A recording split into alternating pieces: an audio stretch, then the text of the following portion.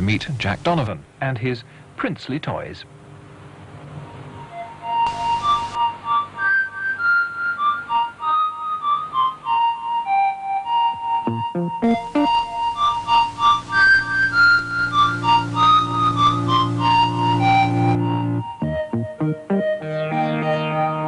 The limelight seeks out in turn each feat of balance.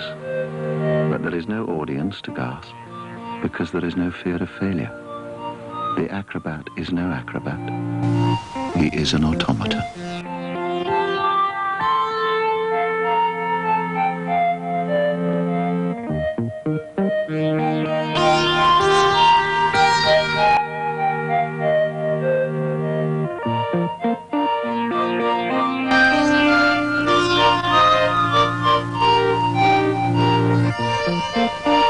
100 years ago, the art of making these automata reached its highest point. Never before or since have they been so luxurious or intricate. They have been fittingly described as princely toys.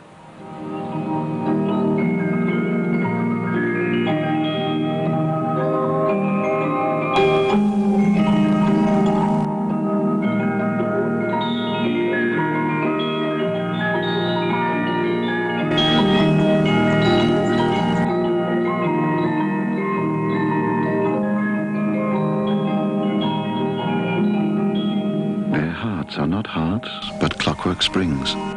Their lungs not lungs, but leather bellows.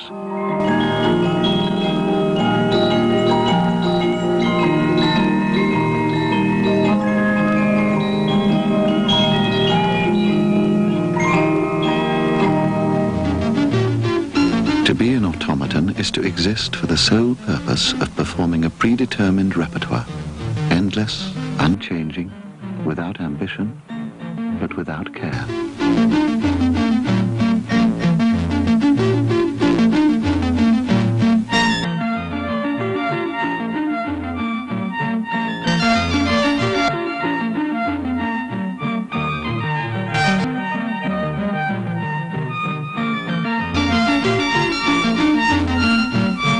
Most of these automata were made in France in the middle years of the last century.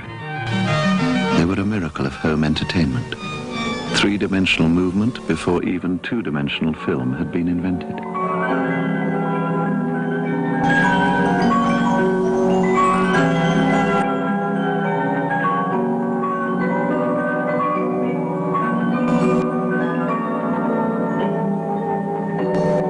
They mirrored their age.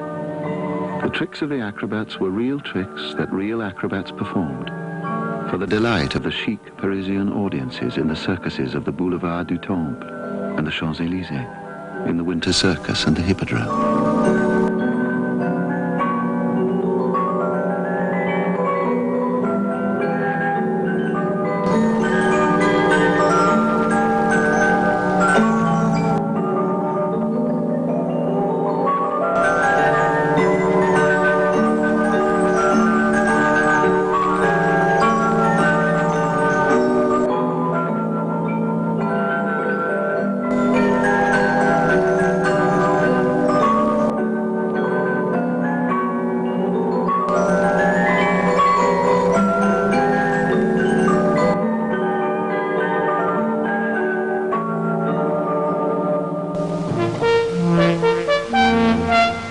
The faces imaginary, but portraits of real performers.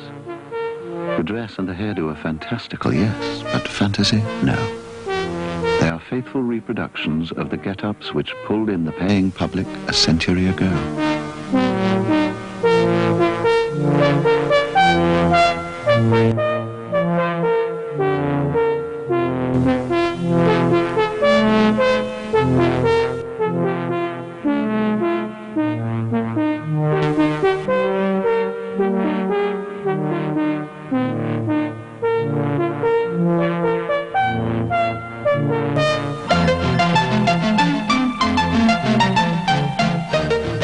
This fine gentleman is the reincarnation of one of the famous Christie minstrels, whose heyday was between 1850 and 1870. They sang the old plantation and spiritual songs.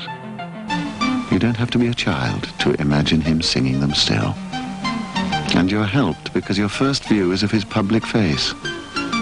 But start with the workings of an automaton, and the guessing game of what each movement represents is as impossible as trying to identify a man from a journey round his bowels.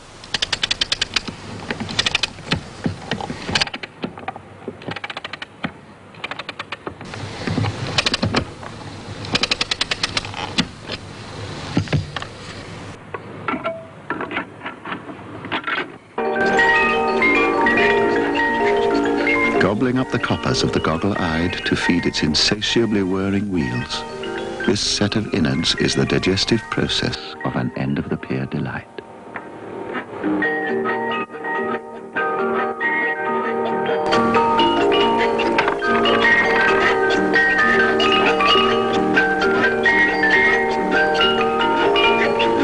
Almost every automaton has its own jingle-jangle, and the one constant is the source of the music, from the cylinders whose programmed pins take turn to strike the tips of the teeth, each a miniature tuning fork. Different lengths of tooth give different notes.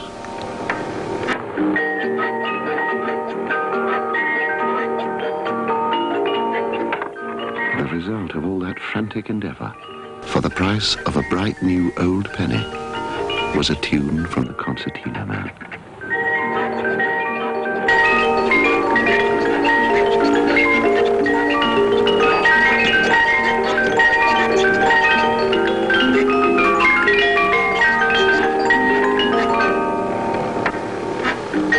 Comparison with his sophisticated city cousins, he's something of a bumpkin, for all his tunefulness. But that matters not. It takes all kinds to make an automated world.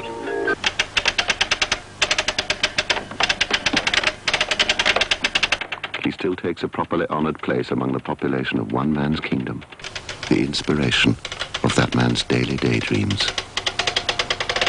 Because although some of these automata are worth thousands of pounds each, their real value is the pleasure they give their owner, Jack Donovan.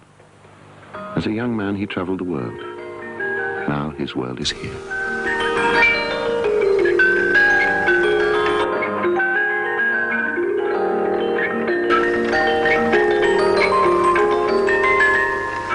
It's a private pleasure, betrayed only in the way his hands invest each automaton with fresh life.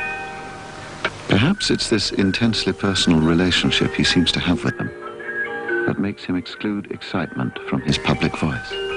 I quite like to see them without clothes, because it's almost like seeing the workings of a conjuring trick. It's very interesting to see the trick, but I think it's much more interesting when you know how the trick is affected. The magic, if you wish to be matter-of-fact about it, is in the mechanism. So, with the mechanism given such precedence, the cog ceases to be a mere cog. It is much more. Every notch and every bend is the prime mover of some different action. But what action? In which performer? The cog or the lever alone won't tell you. You could guess at anything from a jester to a queen, and you might be right.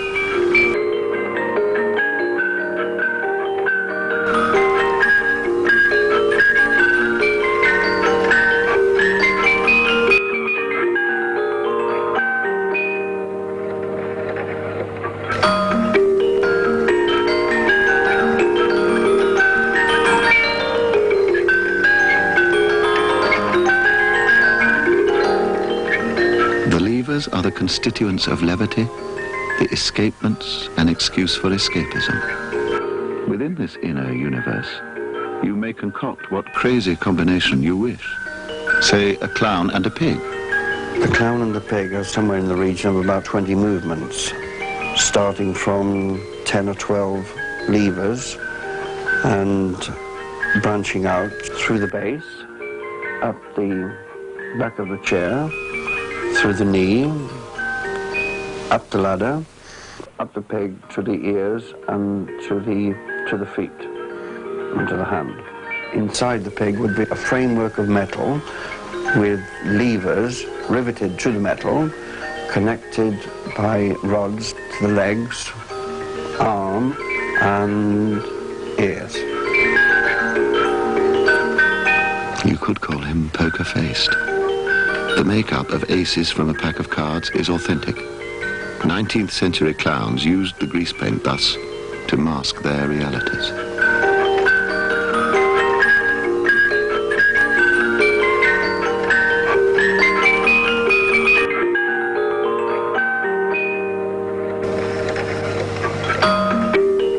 In his attention to their daily needs, Jack does more than keep the automata working. He preserves public memories. The Ace of Clowns immortalizes a mortal long dead. Happily, the real does not forbid existence to the unreal. These individuals were fragments of the imagination.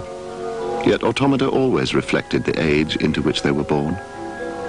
When these blackamoors were made, tens of thousands of slaves a year were still being freighted across the Atlantic.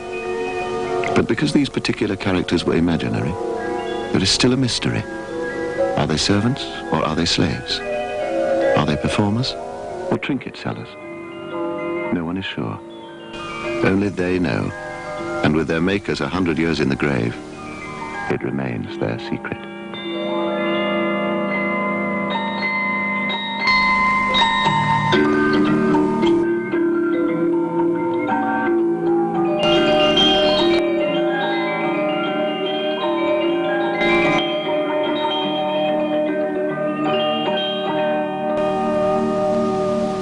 In many cases, there is also a mystery about their wanderings, about which foreign shores they may have seen between their creation and the day they came into Jack's possession. One I found literally in pieces in a junk shop, the male, but the female came from a house where she'd been looked after.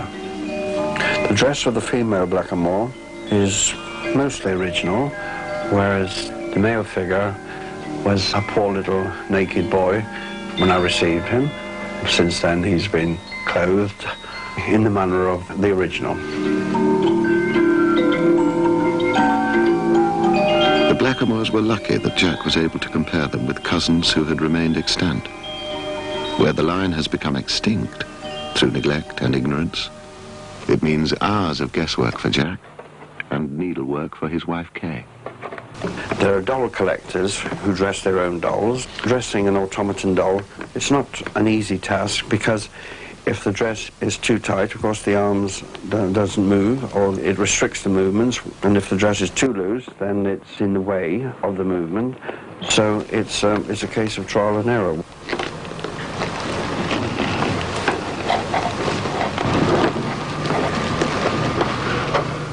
Of course, as any follower of fairy tales knows, every princess must have her moments of despair.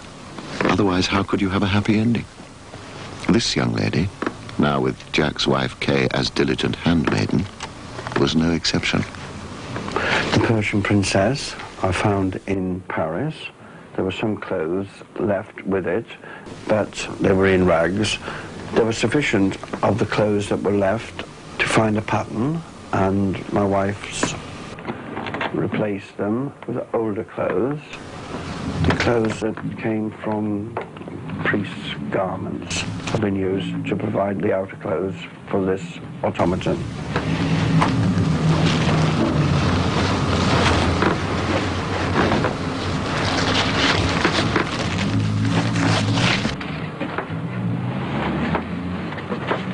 So our princess is restored to full regality. An ending happy enough, but for the heat of all those clothes.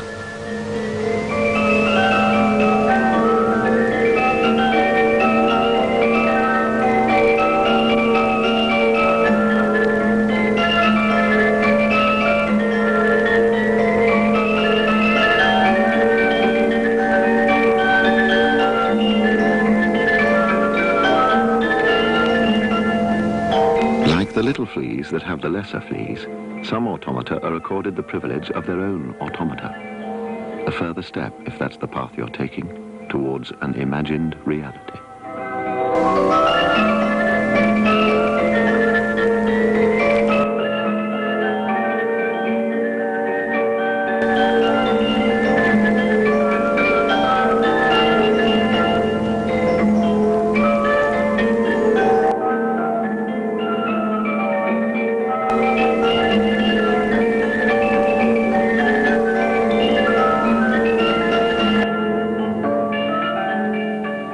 Persian lady is clearly of blood royal. But in Jack Donovan's world, where clockwork rules, Paris-fashioned elegance has to share the shelf with English crudity.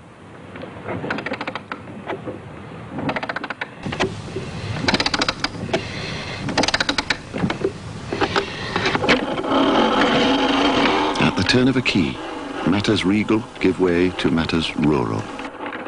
The farmer and the pig, an English automaton, pretends to be nothing more than a child's toy.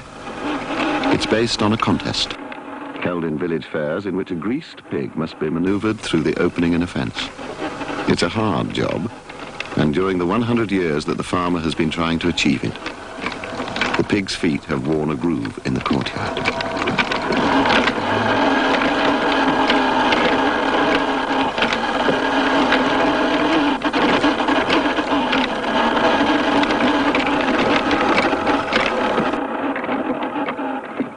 The simple and unpolished technique by which this toy was operated was little more than an extension of the English blacksmith's trade.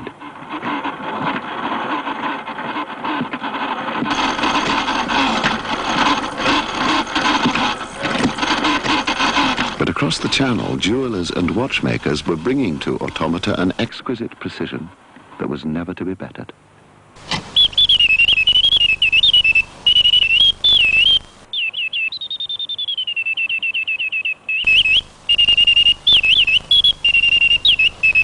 It seems almost churlish to mention that the bird's trill is produced on the penny whistle principle, with wind from a tiny pair of clockwork-operated bellows.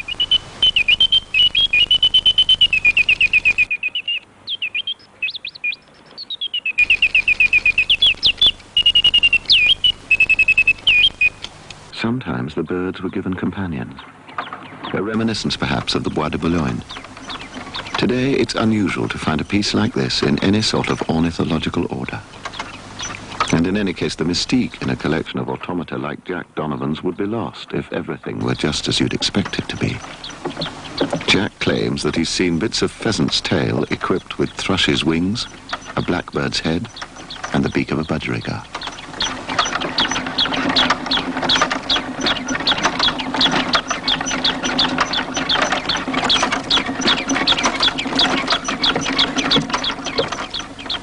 Bird lovers are apt to comment on the rare nature of the species portrayed, but then it wasn't designed as an aviary, but as a clock.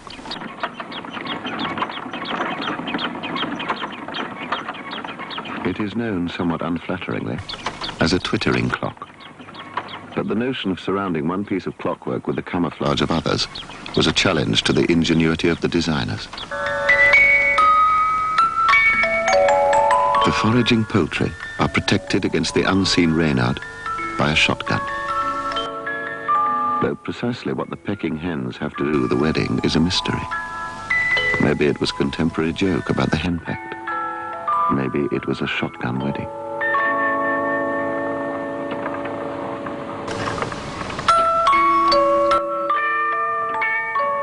By the way, if you're one of those everyday literal people who believe that a timepiece is for telling the time, then forget all the other activity and watch the clock. That's the bit in the top right-hand corner.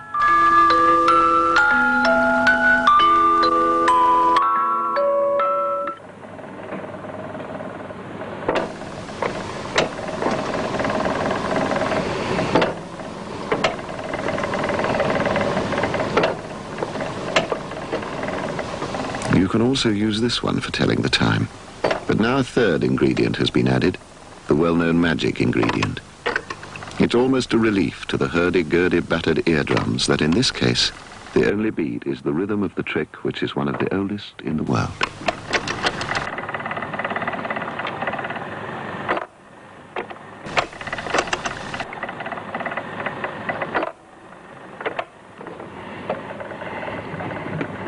What is unforgivable and may get him drummed out of the magic circle, of which he does happen to be a member, is that Jack is about to reveal how the trick is done, with bits of wood and string and coloured paper.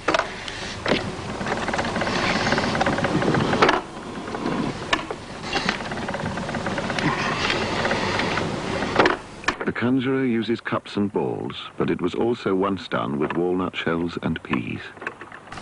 In the 15th century, the Dutch painter Hieronymus Bosch depicted just such a conjurer, with an audience as gullible then as now. But even the gullible, you may think, will no longer be fooled now that Jack has given the game away. Ah, well, explanations are for the disenchanted. If you so wish, go on believing it's really done by magic.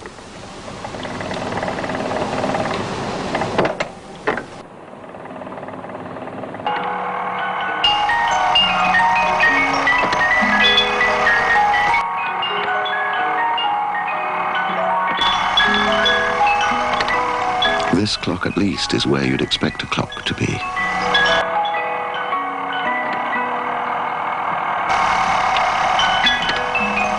Again, a picture of the times. 100 years ago, the carpenters and stonemasons came from North Africa to build the churches of France. And it was at about the same time, around 1870, that the clockmakers and the doll makers and the model makers joined forces to produce automata of such complexity. It takes a proper dedication to the greater glory of God to stay with a church that's 100 years in the building and still not complete.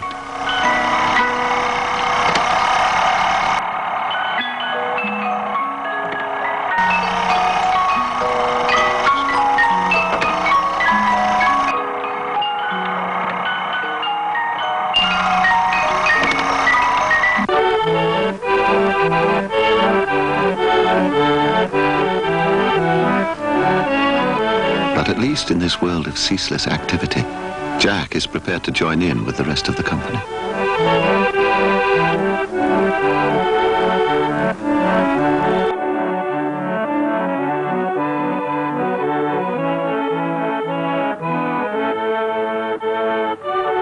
The problem with the monkeys stems from the fact that they have moving faces. Only real skin will repair the ravages of time and junk shop shelves. And Jack uses a very fine chamois leather to restore the lips and the eyelids.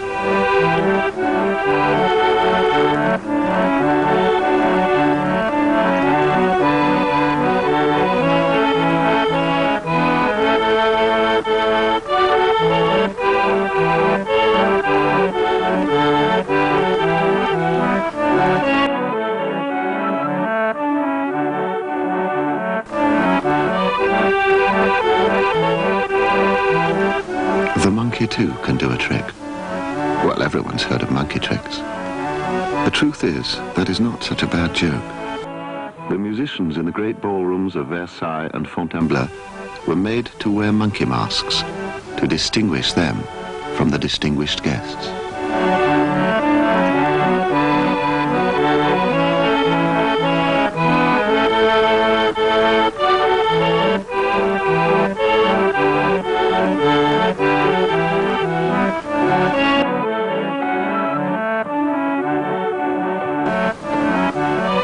The monkey image, once established by the conventions of the ballroom, was inevitably taken by the makers of automata on grotesque flights of fancy.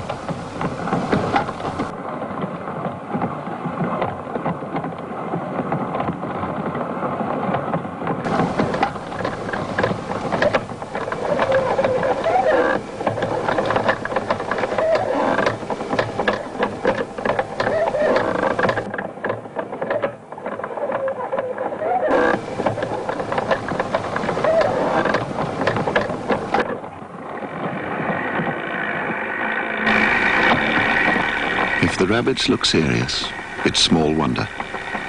The French have always been ones for shooting every moving creature in sight, and the rabbits know it. Since it was the French themselves who decided the huntsman should be a monkey, no further comment is needed.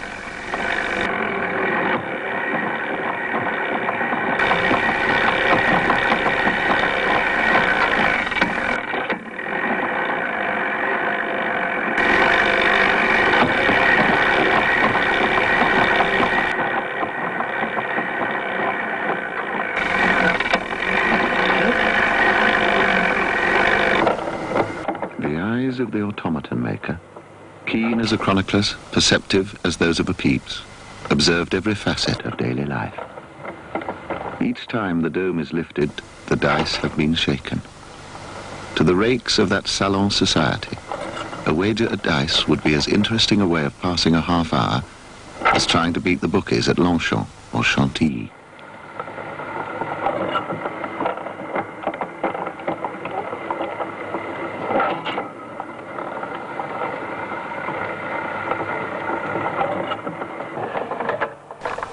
And then, of course, there was Montmartre.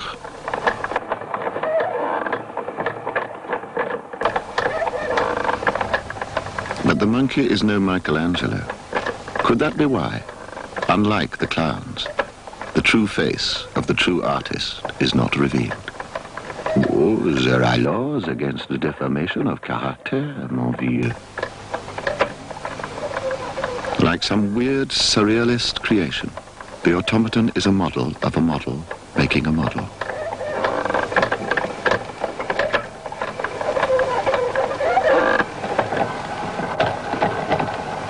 But at least in the case of Toulouse, there is a sort of reality, in the sense that everyone knows that an artist chatters incessantly to his subject.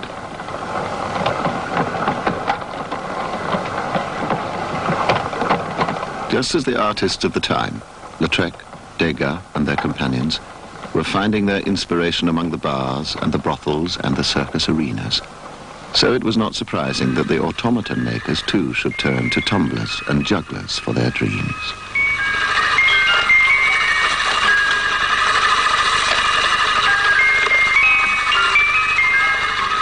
These diversions were not necessarily reserved for the tabletop.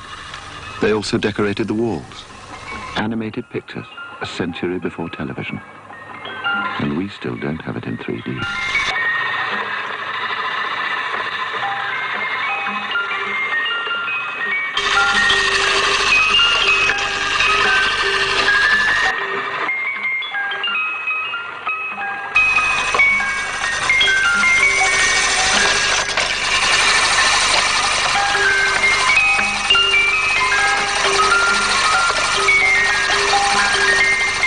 This was for the rich, but there were simpler methods we can still use today. Jugglers can derive their power from sources far more basic than this, and so can acrobats.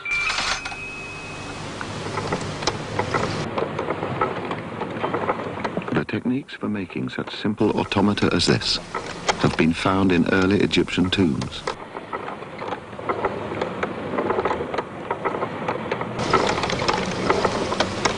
It could hardly be simpler. All done by sand and gravity. The sand falls onto a little cardboard wheel with vanes in it, like an egg timer with a wheel beneath it.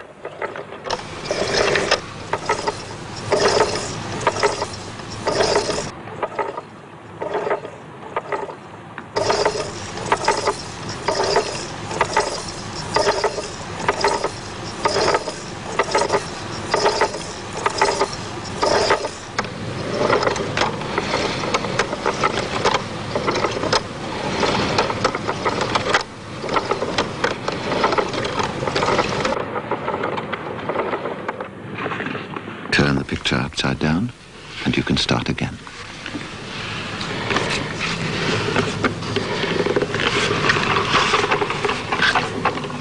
And again, the figures are cardboard cutouts of such simplicity that they might just as well be Adam and Eve, or Hansel and Gretel.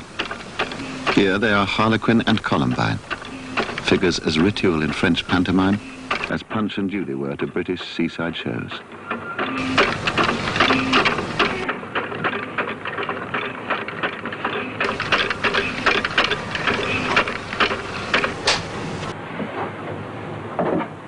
In yet another room of Aladdin Donovan's cave, the most brutal reality returns.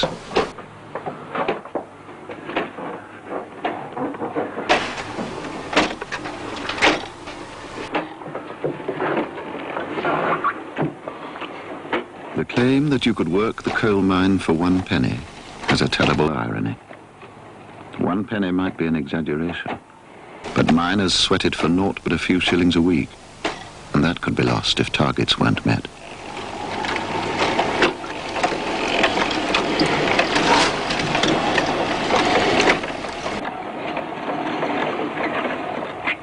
Wallsend, 1834.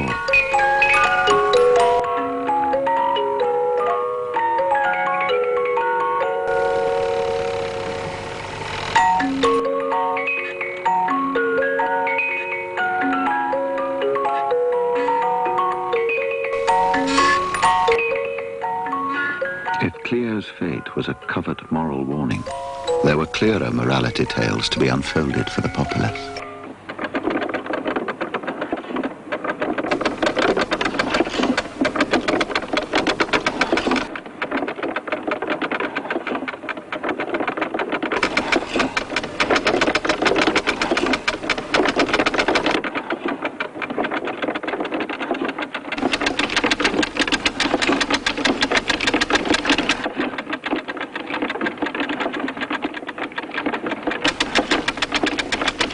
Bluebeard, busily hacking his wives akimbo, finds that lack of virtue reaps its own reward behind prison bars. It was as well that entertainment should be tempered with the lessons of human imprudence. We speak, after all, of Victorian times.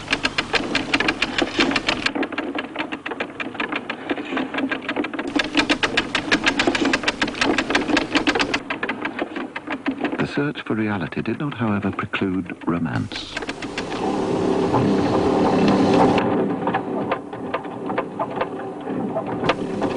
Napoleon's hussars might have lost at Waterloo, but they still wore the seductive uniforms most properly fitted for an elopement. The beating may have been unfair. Perhaps the poor chap was only inviting her out for an evening of gaiety parisienne, to the gaslit world of show business miracles.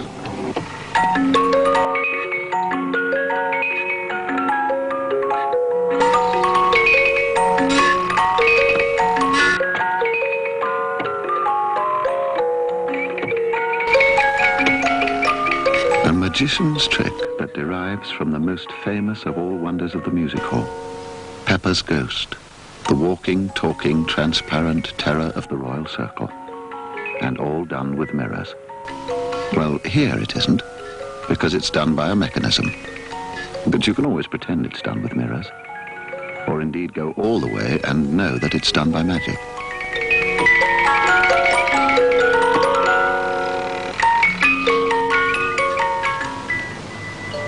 If you were to consider what might be the world's most common toy, it would probably be the doll. Yet playthings are precisely what these are not. You don't change their nappies, and you don't cuddle them.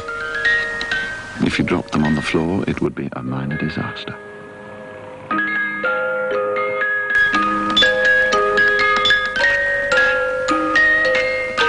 The dolls were assembled by well-known French firms specializing in the art. Names like Vichy, Descamps, and Lambert. But the beauty of the faces owes its porcelain charm to the model makers, Steiner, Bru, and Jumeau, many of whose doll faces were portraits from real life.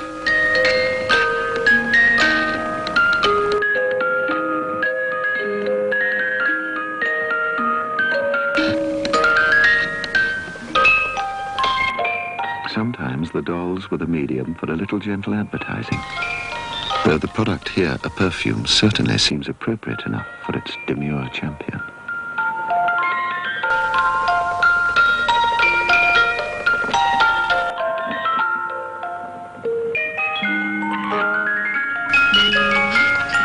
Each doll had her own personal tune to which to do her thing, though the actions were never relevant to the music.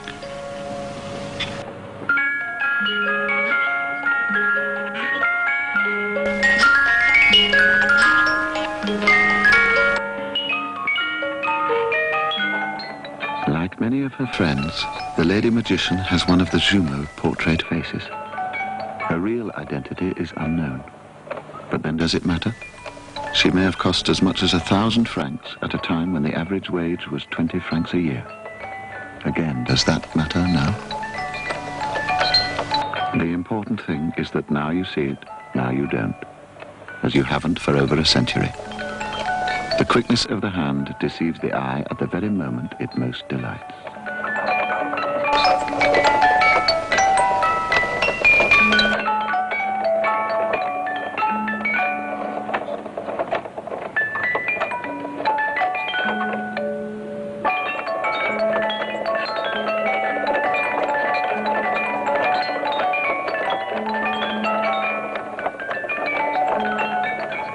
were designed as conversation pieces, standing as silent decoration in the drawing room or salon until the moment the chit-chat subsided.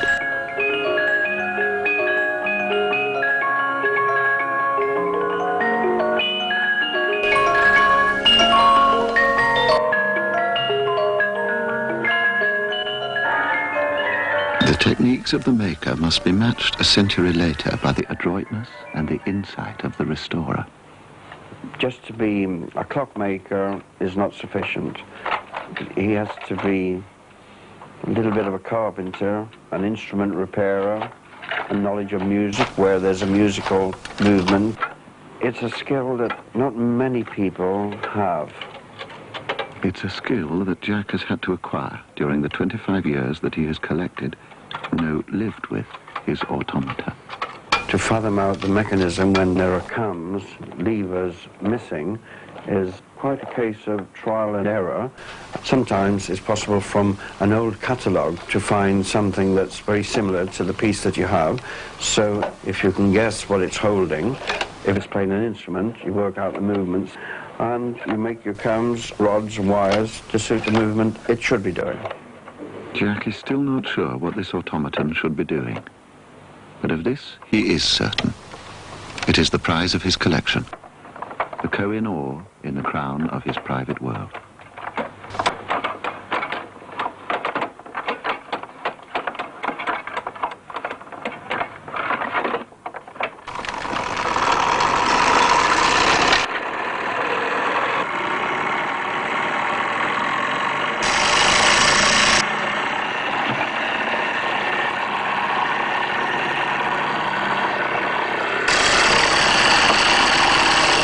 Some of his automata Jack might be persuaded to sell, or swap for better.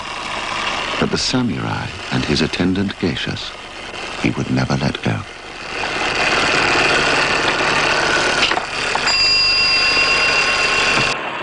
The spent arrows fall to the ground.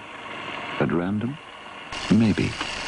Or then again, maybe it's where the samurai aims them.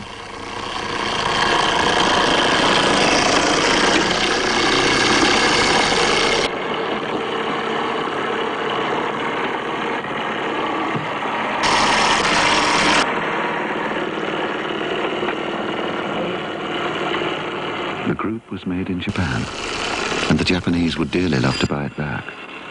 But it's not for sale. This is the one, says Jack, that he'll take with him to his grave. He calls it a burial job.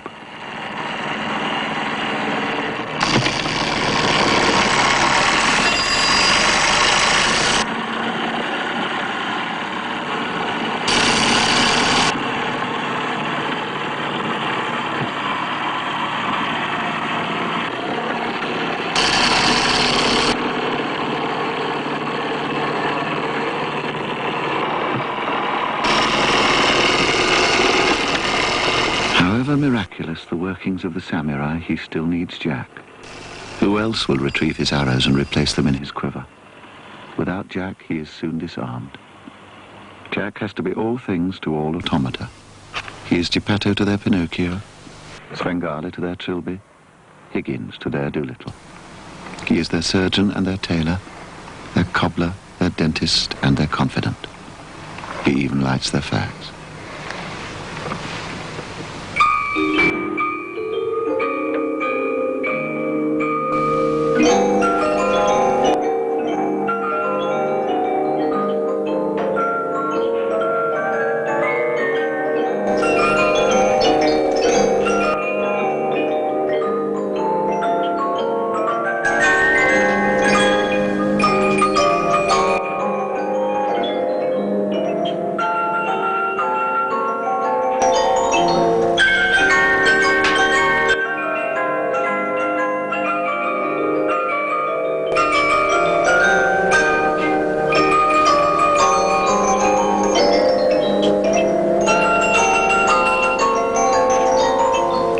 Automata respond with unquestioning obedience in the face of what must for them be great frustration.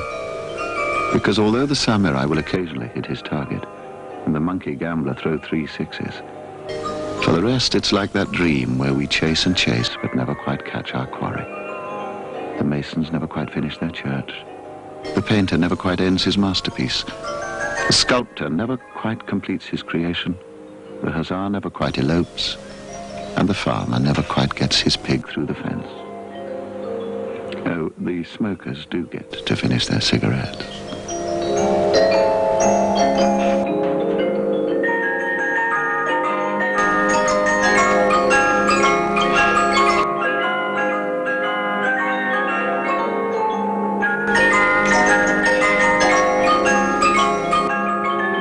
Those of you in whom we may have left some delicious iota of doubt as to what is real and what is not, will understand that there is only one possible way in which we could end this picture of the world of Jack Donovan. Ladies and gentlemen, the Queen.